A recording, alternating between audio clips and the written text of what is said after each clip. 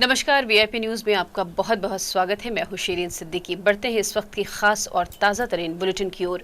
राज्यसभा में विपक्षी सांसदों के बवाल का वीडियो सामने आया है, जिसके बाद राज्यसभा में जो हुआ उसे लेकर छत्तीसगढ़ में भी सत्ता पक्ष और विपक्ष भी आमने सामने नजर आ रहे हैं।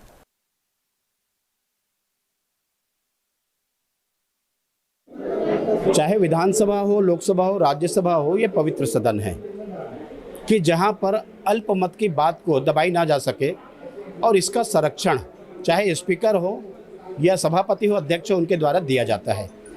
लेकिन इसका ये मतलब नहीं है कि आप जा कर के वहाँ पर तोड़फोड़ करें, मारपीट करें। विरोध प्रदर्शन करने का तरीका है, डिबेट में आप भाग लें, उसका विरोध करें। विरोध करने के बाद में यदि बहुत होता है तो लॉबी में जाना चाहिए, जाकर के प्रदर्शन करें और उसके बाद में वॉकआउट करते हैं। लेकिन जिस प्रकार से गुंडागर्दी का तस्वीर जो सामने दिखाई दे रहा है, मैं समझता हूँ इस लोकतंत्र को कलंकित करने वाला है। संसद में जो कुछ भी हुआ वो सीधे सीधे लोकतंत्र की हत्या का मामला है। भारतीय जनता पार्टी के महिला विरोधी चरित्र का जीता जागता सबूत पूरे देश ने देखा। नारी शक्ति का अपमान हुआ है। महिला सांसदों का इस तरीके से अपमान यदि संसद में हो रहा है तो बाहर सामान्य महिलाओं के साथ देश में क्या होता है यह भी स्पष्ट हो रहा है। फूलो देवी नेताम, छत्तीसगढ़ की बेटी, आदिवासी महिला सांसद को संसद में धक्का दिया गया, घूंसों से उनके ऊपर वार हुआ, वे गिर गईं, उनके हाथ और पैर में चोट आई है। यही भाजपा का असली चेहरा है। महिलाओं का अपमान करना भाजपा का चरित्र है। लोकतंत्र में संसद को लोकतंत्र का मंदिर माना जाता है और यदि संसद में पुजारी की जगह पाखंडी बैठ गए तभी इस प्रकार का आचरण संभव है। कांग्रेस इसकी कड़े शब्दों में निंदा करती है। देश भर में आज नागपंचमी का पर्व धूमधाम से मनाया जा रहा है। प्रदेश की राजधानी रायपुर के पुरानी बस्ती में स्थित श्री महावीर व्यायामशाला अखाड़े में इस अवसर पर विशेष पूजा अर्चना की गई। साथ ही पहलवानों का भी सम्मान किया गया। गौरतलब है कि राजधानी रायपुर का ये अखाड़ा अपने दमदार पहलवानों के लिए विश्व प्रसिद्ध है। इसी अखाड़े से मशहूर पहलवान मल्लूलाल शर्मा भी निकले, जिन्होंने अपने समय के ख्याति प्राप्त पहलवान दारा सिंह को भी चुनौती दी थी। वहीं इसी अवसर पर राजधानी के दुधारी अखाड़ा मठपारा में भी विभिन्न कला का भव्य प्रदर्शन किया गया। अखाड़े की ये परंपरा 200 वर्ष पुरानी है।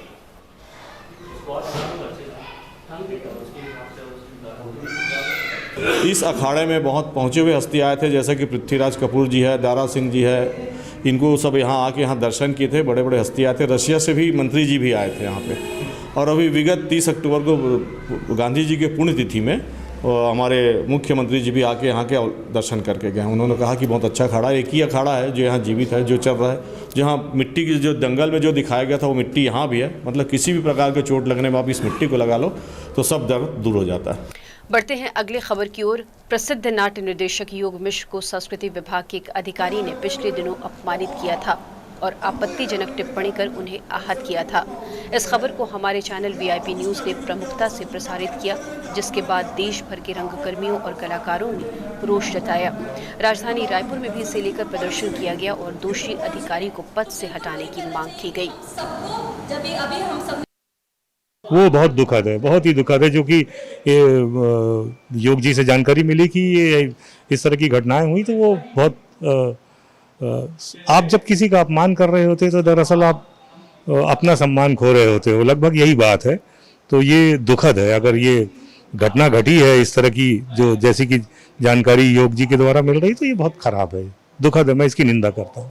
नहीं, इसके लिए अभी आज सब सारे कलाकार इकट्ठे हुए हैं, यहाँ बातचीत कर रहे हैं, आपस में राय विमर्श करके जो भी चीज़ें, जो भी सामूहिक रूप से सभी के सामंजस्य से या समन्वय से और सहमति से जो चीज़ें तय की जाएंगी, उसके हिसाब से कलाकार जो है आगे बढ़ेंगे और अपने काम को लेकर अपनी जो मांग है उसकी पूर्ति के लिए जो भी प्रयास होगा वो कलाकार करने में पीछे नहीं हटेंगे।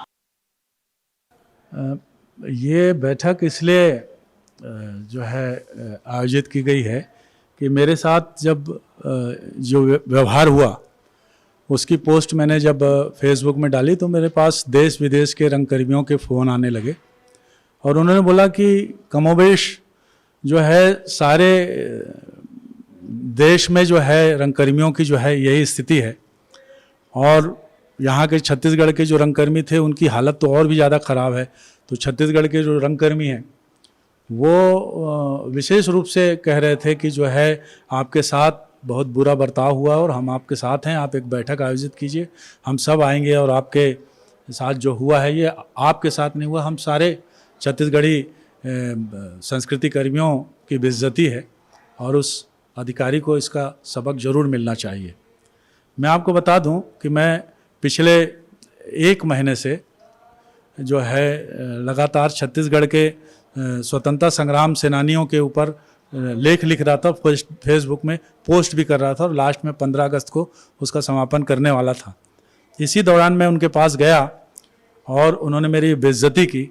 मैं यहाँ ये बताना चाहता हूँ कि मेरे पिता स्वयं एक स्वतंत्रता संग्राम सेनानी रहे हैं और उनका नाम जो है ये जिला कांग्रेस कमेटी के इसमें जो है आप देखिए दर्ज है, ये 6वें नंबर पे हर्षुल मिश्र, और ये अध्यक्ष रहे हैं जिला कांग्रेस कमेटी में के 1937 में। उस अधिकारी ने जो मुझे ये एक बात कही कि संस्कृति विभाग तुम्हारे बाप का नहीं है, तो मुझे एक बात यही सालती रही कि उसने मेरे पिता को गाली दिया है। और अभी अमृत महोत्सव चल रहा है, मेरे पिता स्वतंत्रता संग्राम सेनानी रहे हैं और यहाँ पर गवर्नमेंट कांग्रेस की है। मैं कांग्रेस की सरकार से, यहाँ के मुख्यमंत्री जी से ये निवेदन करता हूँ कि इस मुद्दे को वो अपने पूर्वज का अपमान समझकर उस जो है संस्कृति विभाग के उस संचालक को ये सबक सिखाएं कि कोई भी विभाग किसी के बाप का नहीं है, जनता का है। ऐसा जवाब देना जो है ये बहुत निंदनीय है और सरकार के लिए भी जो है शर्म की बात है। अब बात करते हैं विश्व अंगदान दिवस की इस खास खबर की। दुनिया में ऐसे अनेक लोग हैं जो जन्म से दृष्टि बाधित या दिव्यांग हैं। कई बार लोग दुर्घटना के कारण अपनी शारीरिक क्षमता खो बैठते हैं या किसी अंग विशेष में खराबी के कारण सामान्य जीवन जीने के आनंद से वंचित रह जाते हैं। इस विवशता से मुक्ति यानी आज़ादी दिलवाता है अंगदान, जिसे जीवन का सबसे बड़ा दान माना जाता है। करोड़ों ऐसे लोग हैं जिन्हें नेत्र, गुर्दे या लीवर ट्रांसप्लांट की आवश्यकता होती है, जिसका एक ही समाधान है अंगदान यानी महादान। आज विश्व अंगदान दिवस के अवसर पर बात करते हैं रायपुर शहर के 2 एक्सपर्ट डॉक्टर्स, दिलीप लालवानी जी जो कि नेत्र विशेषज्ञ हैं और डॉक्टर सुनील कार्ला जी जो कि सर्जन हैं, बर्न एवं प्लास्टिक सर्जरी एक्सपर्ट। जानते हैं अंगदान जैसे संजीदा विषय पर इनकी क्या राय है। सबसे पहले सीजन जी, मैं आपके नेशनल वीआईपी न्यूज़ चैनल को बहुत शुभकामनाएं देता हूं और उसके साथ ही आज जैसा कि आप सब जानते हैं कि वर्ल्ड ऑर्गन डोनेशन डे है और इस अच्छे अवसर पर मैं चाहता हूं कि लोगों में बहुत अवेयरनेस हो ऑर्गन डोनेशन को लेके, जिससे बहुत सारे लोगों की ज़िंदगी को बचाया जा सके।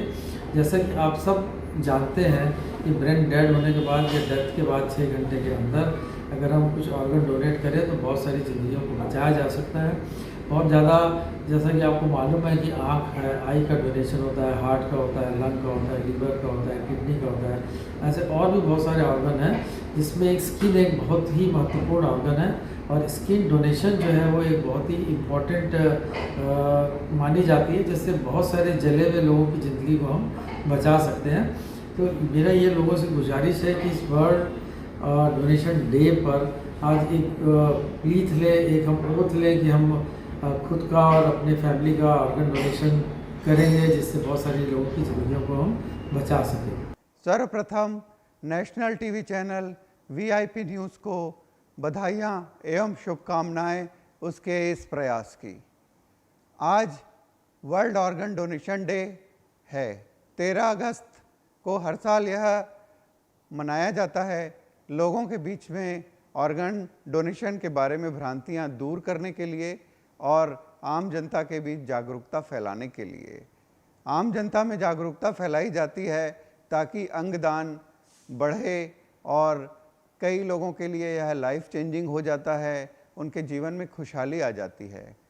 अंगदान में सबसे बड़ा दान नेत्रदान को समझा जाता है। एक नेत्र दान करने से आप समझ सकते हैं कि उनके दूसरे के जीवन में रोशनी आ जाती है। आपकी आँखों की सहायता से वह देख सकता है, उसकी पूरी दुनिया बदल जाती है।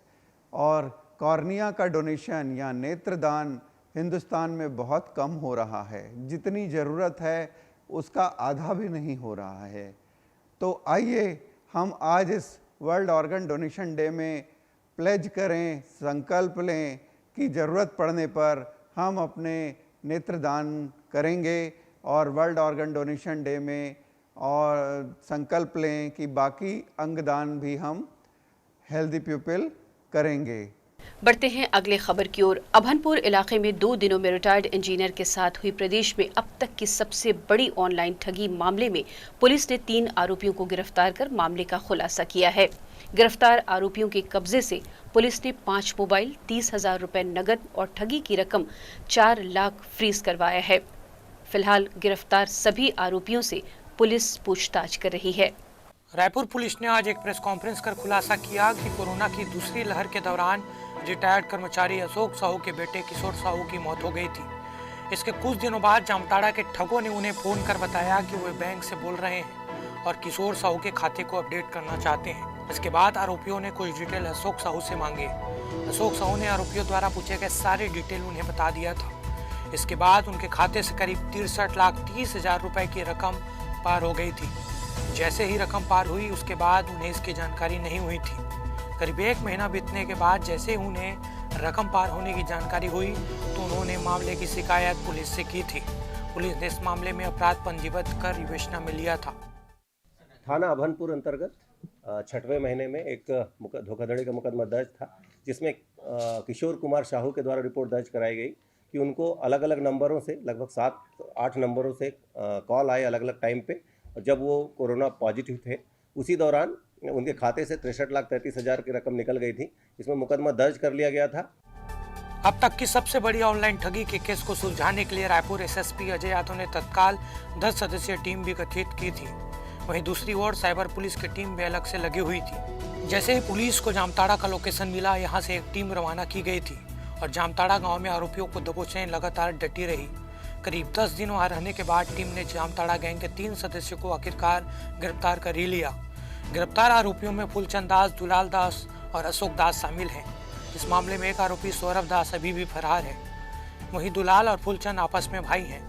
पुलिस के मुताबिक गिरफ्तार आरोपियों ने खुलासा किया है कि उन्होंने ठगी की रकम को 40 से 50 खातों में ट्रांसफर कर दिया था। साइबर की टीम गठित की गई थी और साइबर की टीम और थाने की टीम के द्वारा लगातार नंबरों का एनालिसिस किया गया। इस आधार पर जो नंबरों का लोकेशन जामताड़ा के आसपास दिखाई दिया, जो कि झारखंड में है, उस आधार पर वहां पर 10 सदस्यीय टीम एक रवाना की गई और लगातार उसको हमारे एसएसपी महोदय के द्वारा उसका पर्यवेक्षण करते रहे और उनसे बातचीत करते रहे। और 10 दिन के प्रयास के बाद 3 लोगों को पकड़ने में पुलिस ने सफलता प्राप्त की, जिसमें एक का नाम है फूलचंद दास, दूसरे का नाम है दुलाल, तीसरे का नाम है अशोक। ये तीनों को पकड़कर इनसे पूछताछ करने पर इन्होंने अपना गुनाह स्वीकार किया। इनके कब्जे से 30,000 रुपये और 5 मोबाइल बरामद किया गया है और इनके पास से जो भी ये जिस खाते का यूज़ कर रहे थे उनका एनालिसिस किया गया है, जिसमें रकम अलग अलग लगभग 50 से 60 खातों में ट्रांसफ़र हुई है और इसमें 4 लाख रुपए को सीज कराया गया है, फ्रीज कराया गया है और इसमें जब्त किया गया है और बाद में प्रार्थी को उसको दिलाया जाएगा। जो भी विवेचना के बाद इसमें तीनों को गिरफ्तार करके न्यायिक रिमांड पे भेजा जा रहा है। जामताड़ा गैंग ऑनलाइन ठगी की घटना को अंजाम देने के मामले में काफ़ी प्रोफेशनल है। पूरा जामताड़ा गांव ही इस काम में संलिप्त रहता है। इसके लिए बाकायदा उन्हें ट्रेनिंग भी मिलती है। वीआईपी न्यूज़ के लिए रायपुर से कैमरामैन मनीष मिश्रा के साथ हेमंत शर्मा की रिपोर्ट।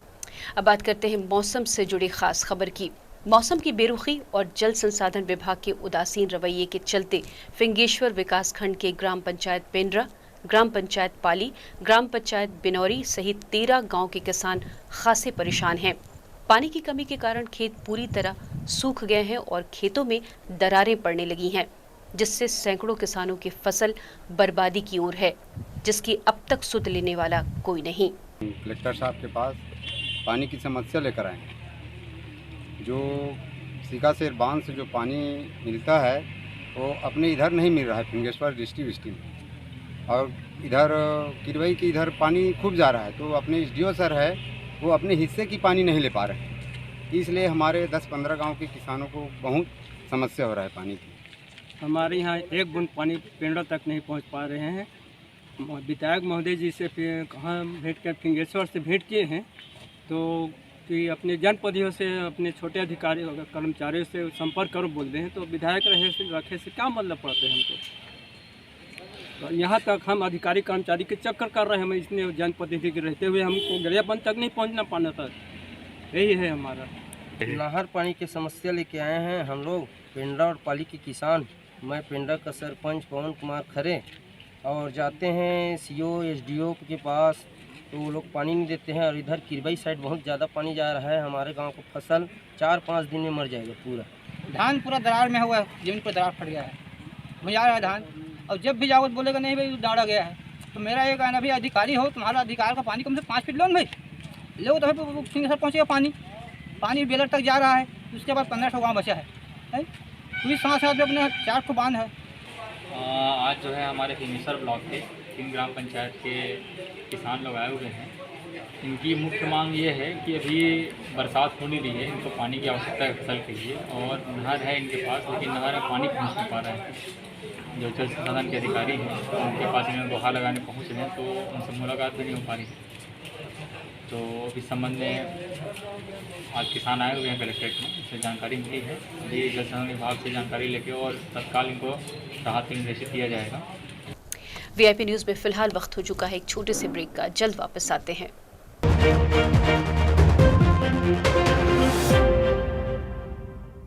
वीआईपी न्यूज़ जो चैनल अभी लॉन्च किए हैं, मैं उन सभी उनके संचालक गण और जितने भी उनके स्टाफ है सबको मैं बहुत बहुत शुभकामनाएं और बधाई देना चाहती हूं कि वो देश विदेश, अपने प्रदेश, गांव, घर सभी के समस्याओं को पूरे प्रदेश में रखें और उनकी समाधान हो, और इनका चैनल बहुत बढ़िया आगे बढ़े। इन्हीं शुभकामना मैं देती हूँ। वीआईपी न्यूज़ को मेरी तरफ से बहुत बहुत शुभकामनाएं।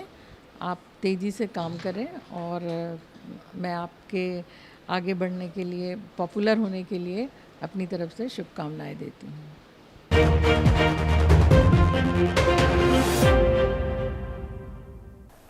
ब्रेक के बाद एक बार फिर आपका स्वागत है। भारत सरकार द्वारा छत्तीसगढ़ पुलिस के 3 अधिकारियों को उत्कृष्ट विवेचना हेतु मेडल प्रदान करने की घोषणा की गई है। केंद्रीय गृह मंत्रालय द्वारा वर्ष 2021 के लिए छत्तीसगढ़ पुलिस के बेमेतरा में पदस्थ उप पुलिस अधीक्षक राजीव शर्मा, राजनांदगांव में पदस्थ उप निरीक्षक इंदिरा वैष्णव और बस्तर में पदस्थ सहायक उप निरीक्षक इंदु शर्मा को अलग अलग प्रकरणों में उत्कृष्ट विवेचना करने पर पुरस्कृत किया जाएगा। अच्छा लग रहा है, बड़ी खुशी है और इसके लिए मैं आपको धन्यवाद दे रहा हूँ। ये एक दुष्कर्म की घटना हुई थी जून 2020 में, और इस प्रकरण में पूर्णतः वैज्ञानिक तरीके से अनुसंधान किया गया। अब बात करते हैं स्वतंत्रता दिवस की तैयारियों से जुड़ी खबर की। स्वतंत्रता दिवस के मद्देनजर राजधानी रायपुर पुलिस हाई अलर्ट पर है। कोई अप्रिय घटना ना हो, इसके लिए शहर के airport, railway station, bus stand समेत कई इलाकों में पुलिस द्वारा चेकिंग कर संदिग्ध लोगों से पूछताछ की जा रही है।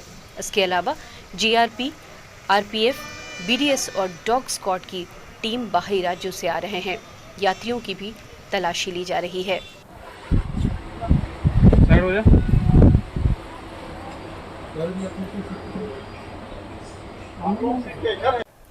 जांजगीर चांपा जिले के नवागढ़ थाना पुलिस ने नाबालिग से रेप के केस में फरार चल रहे आरोपी युवक परमेश्वर साहू को गिरफ्तार कर लिया है। गौरतलब है कि बीते जुलाई 2018 में आरोपी परमेश्वर साहू ने नाबालिग लड़की को प्रेम जाल में फंसा शादी का झांसा देकर रेप की घटना को अंजाम दिया था, जिसके बाद नाबालिग लड़की और उसके परिजनों की शिकायत के बाद से आरोपी फरार था। फरार आरोपी की खबर लेने पुलिस ने मुखबिर भी लगा दिया, जिसके बाद मुखबिर की सूचना पर पुलिस ने आरोपी को गिरफ्तार कर न्यायिक रिमांड पर भेज दिया। जुलाई 2018 से गांव का रहने वाला परमेश्वर साहू, जो कि पीड़िता को शारीरिक शादी का झांसा देकर उसके साथ जबरदस्ती शारीरिक संबंध बना रहा था, जिससे परेशान होकर पीड़िता ने थाने में आकर रिपोर्ट दर्ज कराई। पीड़िता की रिपोर्ट पर से आईपीसी की धारा 376 और पॉक्सो के तहत अपराध पंजीबद्ध किया गया था। इसमें मामले में जो आरोपी है वो 6 माह से फरार चल रहा था, जिसमें पुलिस को सफलता हासिल हुई है और 6 माह से फरार आरोपी परमेश्वर साहू को पुलिस के द्वारा गिरफ्तार किया जा चुका है और उसे न्यायिक रिमांड पर भेजा जा चुका है। कोरोना की तीसरी लहर कभी भी दस्तक दे सकती है। इस बीच छत्तीसगढ़ के स्वास्थ्य मंत्री टी.एस. सिंहदेव पिछले कई दिनों से दिल्ली में डेरा जमाए हुए हैं। अब इस पे विपक्ष बैठी भाजपा को बैठे बिठाए एक मुद्दा मिल गया है। तीसरी लहर की आशंका के बीच बीजेपी स्वास्थ्य मंत्री पर हमलावर हो गई है। छत्तीसगढ़ विधानसभा के नेता प्रतिपक्ष धर्मलाल कौशिक ने बयान जारी किया है कि छत्तीसगढ़ में कोरोना की स्थिति कभी भी भयावह हो सकती है। अब बात करते हैं बिजली की दरों पर बढ़ोतरी की खबर। बिजली की दरों पर बढ़ोतरी के विरोध में 17 अगस्त को भारतीय जनता पार्टी पूरे प्रदेश भर में जिला स्तर पर बड़ा प्रदर्शन करने जा रही है। ये जानकारी प्रेस वार्ता लेकर नेता प्रतिपक्ष धर्मलाल कौशिक ने दी। इस मौके पर पूर्व मंत्री राजेश मूणत भी वहां मौजूद रहे। हमारे संवाददाता ने प्रदर्शन को लेकर नेता प्रतिपक्ष धर्मलाल कौशिक से बातचीत की। बिजली बिल की बढ़ी दरों को लेकर जो है बीजेपी अब बड़ा प्रदर्शन करने जा रही है। कौशिक जी, किस तरीके का प्रदर्शन होगा और क्या कुछ करने वाले हैं? जिले मुख्यालय पर धरना प्रदर्शन किया जाएगा, ज्ञापन दिया जाएगा कि सरकार उसको वापस ले। आज आम जनता कराहने लगी है बिजली के मार से, और बिना मतलब के उनके ऊपर में जो भार दी जा रही है। इस कोरोना के संकट के समय है, वैसे ही लोग परेशान हैं, हलाकान हैं, इसमें और उनके ऊपर भार डालना उचित नहीं है। इसी प्रकार से 17 तारीख को रायपुर में जो 70 वार्ड नगर निगम के हैं वहाँ प्रदर्शन लालटेन यात्रा की जाएगी, जनता के बीच में जाएंगे। आपके 40 वार्ड बीरगांव नगर निगम है वहाँ पर, और 15 वार्ड माना नगर पंचायत है वहाँ पर भी लालटेन यात्रा निकालेंगे और सभी जगह जनता के बीच में जा करके इस बात को उजागर करेंगे और सरकार अपने बढ़े हुए दर को वापस ले, इसके लिए उससे मांग करेंगे, ज्ञापन भी देंगे। कल जिस तरीके से संसद में जो तस्वीर आई है उसको लेकर क्या कुछ कहेंगे?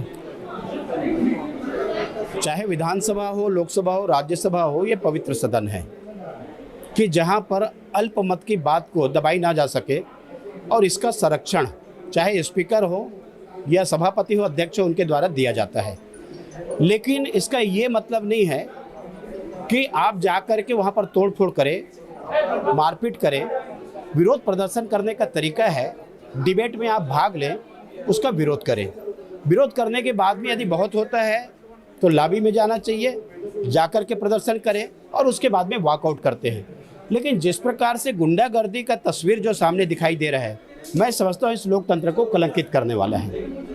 तो आप देख सकते हैं जो नेता प्रतिपक्ष है धर्मलाल कौशिक, उनका साफ तौर पर कहना है कि जो जिस तरीके से कल संसद में तस्वीर आई है वो गुंडागर्दी की है। साथ ही बिजली की दरों में जो बढ़ोतरी हुई है उसको लेकर 17 तारीख को बीजेपी पूरे प्रदेश भर में बड़ा प्रदर्शन करने जा रही है। कैमरा पर्सन होरीलाल साहू के साथ कोमल साहू, VIP न्यूज़, रायपुर। शहर के एक डॉक्टर से ब्लैकमेलिंग कर 5 लाख रुपए की डिमांड करने का मामला सामने आया है। इसमें सिविल लाइन पुलिस ने मनेंद्रगढ़ निवासी निखत परवीन शबरी नाम की युवती के खिलाफ केस दर्ज कर उसे हिरासत में ले लिया है। मिली जानकारी के अनुसार युवती पहले भी इस डॉक्टर को ब्लैकमेल कर चुकी है। हालांकि बाद में उसने माफीनामा देकर समझौता कर लिया, लेकिन पुलिस के मुताबिक युवती रिंग रोड नंबर 1 में रहने वाले डॉक्टर शंभुनाथ बैनर्जी की पूर्व परिचित है। पीड़ित डॉक्टर ने उसे घरेलू आवश्यकताओं के लिए पैसे उधार में दिए थे। इसके कुछ दिन बाद निखत परवीन पीड़ित को डराने के उद्देश्य से व्हाट्सएप मैसेज कर शिकायत करने की धमकी देकर ब्लैकमेलिंग करने लगी। लगातार ब्लैकमेलिंग से परेशान होकर डॉक्टर शंभुनाथ ने पुलिस में युवती की शिकायत की, जिसके आधार पर केस दर्ज कर लिया गया है और जांच की जा रही है। डॉक्टर साहब हैं जो वर्तमान में रायपुर में रहते हैं। पहले उनकी पोस्टिंग जिला कोरिया में थी। उस समय एक वहीं की रहने वाली महिला ने डॉक्टर साहब से लगभग 5 लाख रुपए उधार लिया था अपनी आवश्यकता के लिए, और बाद में जब डॉक्टर साहब द्वारा अपने पैसों की मांग की गई तो उस महिला द्वारा डॉक्टर साहब को ब्लैकमेलिंग किया जा रहा था। काफ़ी समय से ब्लैकमेलिंग कर रही थी और पैसों की डिमांड कर रही थी। डॉक्टर साहब की रिपोर्ट पर धारा 384 IPC के तहत FIR दर्ज किया गया है। एक्चुअली क्या है कि उसकी नीयत पैसे लौटाने की नहीं थी, इसलिए जो है तो डॉक्टर साहब को अनावश्यक फंसाने की धमकी दे करके और और पैसों की मांग कर रही थी। डीडी नगर इलाके में चाकूबाजी की फिर वारदात हुई है। बंजारी नगर में रहने वाले अमित बघेल नाम के युवक को अज्ञात आरोपी ने चाकू से मारा है। चाकू के वार से अमित के पेट और पीठ पर गंभीर चोट आई है। उसे अस्पताल में भर्ती करवाया गया। मामले में डीडी नगर पुलिस हत्या के प्रयास का केस दर्ज कर आरोपी की तलाश कर रही है। जानकारी के मुताबिक युवक अमित बघेल सुबह अपने घर के पास खड़ा था, तभी बाइक सवार 2 युवक वहां आए और उसे अपने साथ चलने कहा।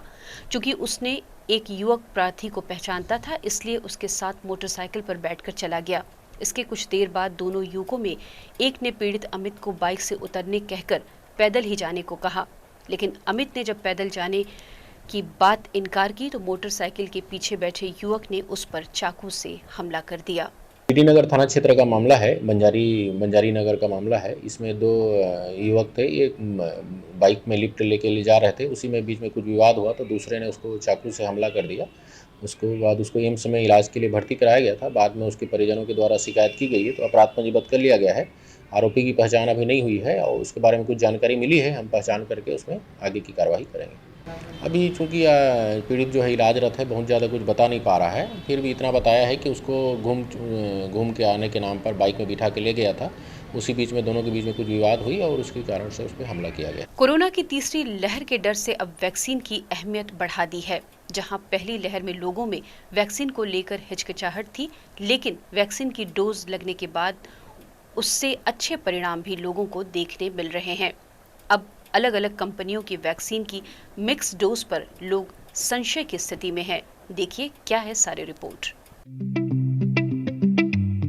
वैक्सीन की कमी के बीच ये बात सामने आ रही है कि वैक्सीन की पहली डोज और दूसरी डोज किसी और कंपनी की आप लगा सकते हैं, यानी अब लोग अलग अलग वैक्सीन डोज मिक्स करके लगा सकते हैं। अब लोगों के मन में सवाल उठ रहा होगा, 2 वैक्सीन को लगाने का क्या असर होगा। ICMR की स्टडी में कहा गया है कि एडिनो वायरस वेक्टर प्लेटफॉर्म आधारित वैक्सीन के बाद पूरी तरह से निष्क्रिय वायरस वैक्सीन कॉम्बिनेशन के साथ वैक्सीनेशन न केवल सुरक्षित है बल्कि अलग अलग वेरिएंट से लड़ने में इम्यूनिटी को और मजबूत बनाता है। कोरोना कोर कमेटी के सदस्य डॉक्टर OP सुंदरानी ने बताया कि ये एक नया कॉन्सेप्ट है। इस पे रिसर्च काफी दिनों से चल रहा था, लेकिन गाइडलाइन ICMR और गवर्नमेंट की तरफ से आना बाकी है। अगर लिटरेचर को देखें तो अगर 2 वैक्सीन अलग अलग लगाई जा रही है और दोनों का अगर मैकेनिज्म अलग है, जैसे कि एक वायरल वेक्टर पे है और एक होल इनएक्टिवेटेड वायरस पे है, तो संभवतः इम्यूनिटी ज़्यादा मिलेगी या ज़्यादा स्ट्रेन्स को कवर करने की संभावना है। बट स्टिल कॉन्क्रीट डाटा आने तक हमको वेट करना चाहिए। अर्ली कमेंट्स करना कई बार गलत भी हो सकता है। अब गाइडलाइन ICMR और गवर्नमेंट की तरफ से आना बाकी है, तो लोगों के लिए बेहतर यही होगा कि अभी कुछ समय और इंतजार करें। रायपुर से कैमरा पर्सन अमीन कुरैशी के साथ खोमन साहू की रिपोर्ट। छत्तीसगढ़ में बस में सफर करने वाले यात्रियों को अब अपनी जेब ढीली करनी पड़ सकती है। दरअसल प्रदेश में जल्द ही बसों के किराए बढ़ सकते हैं। कई समय से परिवहन संघ द्वारा बसों के किराए की दर बढ़ाने की मांग की जा रही थी, जिस पर अब विचार अंतिम चरण पर है। सूबे के परिवहन मंत्री मोहम्मद अकबर ने इसके संकेत दिए हैं। हम आपको ये भी बता दें कि परिवहन संघ ने 40% किराए बढ़ाने की मांग की है। ईंधन की बढ़ती कीमतों का हवाला देते हुए बस मालिक लंबे समय से किराए में बढ़ोतरी की मांग कर रहे हैं। इसके आदेश भी जल्द जारी किया जा सकता है। देखिए, छत्तीसगढ़ यातायात महासंघ की मांग थी कि जिस तरीके से डीजल की रेट बढ़ते जा रहे हैं, उसी तरीके से हमने किराए वृद्धि के लिए शासन से मांग किया था। पहली मांग हमारी ये थी कि जब 48 रुपये डीजल का रेट था और आज करीब 100 रुपये पर लीटर हो गया है, मतलब डबल से भी ज़्यादा, तो हमने 40% किराए वृद्धि के लिए सरकार से मांग किया था। और एक नॉन यूज का मामला था, तो नॉन यूज के मामले को तो सरकार ने मान लिया है, जो हमारी वो मांग पूरी हो चुकी है। सिर्फ किराया वृद्धि को लेके, तो किराया पहले हमारा 1 रुपये पर किलोमीटर के हिसाब से किराया था, जिसको हमने मांग की है कि 1 रुपये 40 पैसा किया जाए, 40 पैसे की, क्योंकि कम से कम 60% का डीजल के रेट बढ़ चुके हैं। तो हमारी 2 ही मांगे थी, जिसमें सरकार से हम कंटिन्यू पहले निवेदन भी किए थे, फिर हमने चरणबद्ध आंदोलन भी किया था। बट जब हमने 1 दिवसीय बसों को बंद किया था, तब सरकार ने हमारी बात को हमें बुला के और बात किया और ये सहमति बनी कि जो भी होगा कि यात्रियों को भी भारी ना पड़े और आप लोगों को भी तकलीफ ना हो, इस हिसाब से आपका किराया बढ़ा दिया जाएगा। फिलहाल के लिए इतना ही। मुझे दीजिए इजाजत। देश दुनिया की बाकी खबरों के लिए जुड़े रहिए VIP न्यूज़ के साथ। नमस्कार।